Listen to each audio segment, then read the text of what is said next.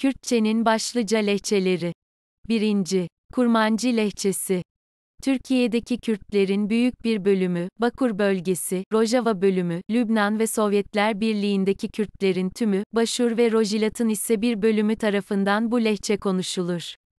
Kurmancı lehçesi yeryüzündeki Kürtlerin çoğunluğunca konuşulan bir lehçedir. 2. Sorani lehçesi. Merkezi Başur'da konuşulan Kurmancı lehçesi, bu lehçeye zaman zaman Güney Kürtçesi, Orta Kürtçe de denir. Bu lehçe Başur ve Rojilat'taki Kürtlerin çoğunluğunca konuşulur. 3. Kırtki, Zazaki veya Dımılki adlarıyla bilinen lehçe. Bu lehçe Bakur sınırları içinde kalan Kürtlerin bir bölümünce konuşulur. En çok konuşulduğu yerler, Dersim, Çolik, Elezis, Amed, Erzincan, Siverek ve Gimgim'dir. Bu lehçenin en çok konuşulan iki şivesi, Dersim şivesi ile Çolik-Amed Sevrek şivesidir. 4. Gorani lehçesi.